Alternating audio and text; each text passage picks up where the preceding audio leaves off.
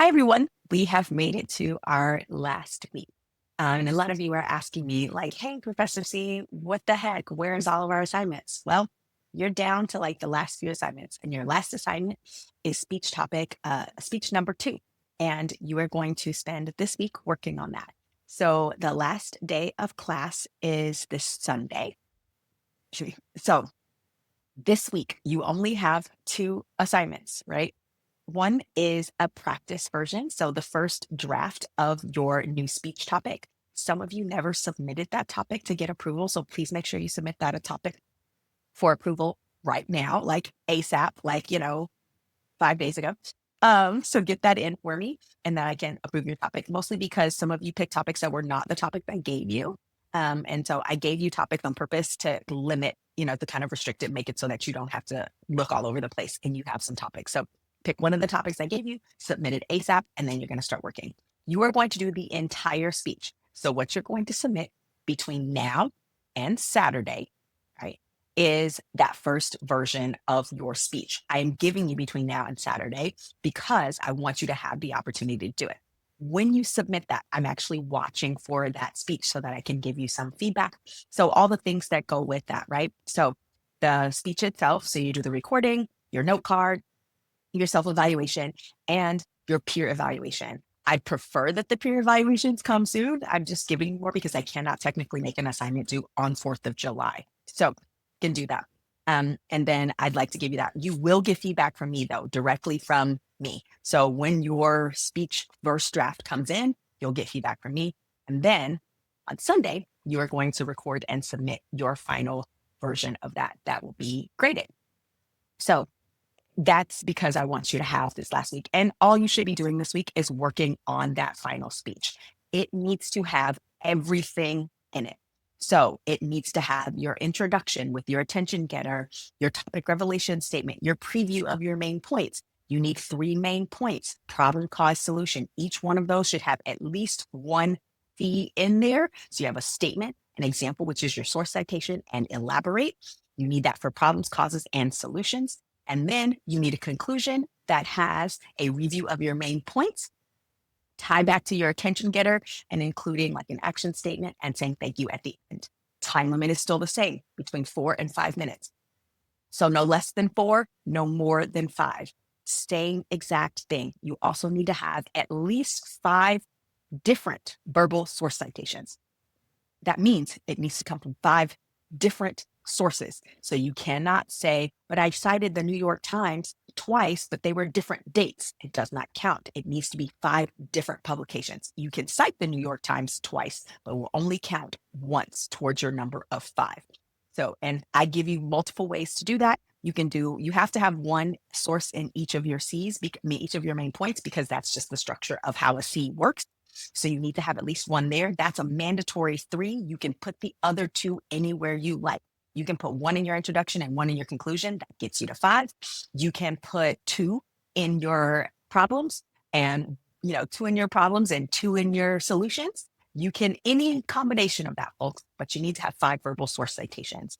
You can see the evaluation sheet, same criteria, same things. You're being evaluated on the same stuff. So make sure you get that in. That is the thing. There are also some other assignments that were due that you had to do. As long as you get them in by the end of the semester, those are the written assignments. So I'm talking about production response and professional speaker evaluation and your reflection essay.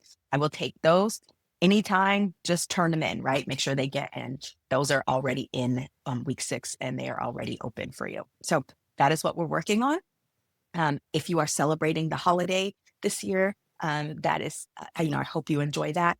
I cannot legally give you any assignments due on the 4th of July because it is a federal holiday. So even for those of you who might be like myself, who are not actually celebrating that day, you still have the day off from school, right? And we'll do that. However, if I happen to see a speech come in, like your first draft of your speech number 2, that happens to come in at that point, that's fine. When you get your speech in, I will assign you to someone who's already gotten their speech in, right? So you'll kind of have to wait for that. But if your peer evaluations come in late, I don't care for this one because of the nature of how this works. The last week is kind of open in this sense because you're just working on that final speech. Now, because I am not requiring you to turn in like 3 versions of the speech, It does not mean that you should not be practicing. You need to be practicing. You need to be practicing every day.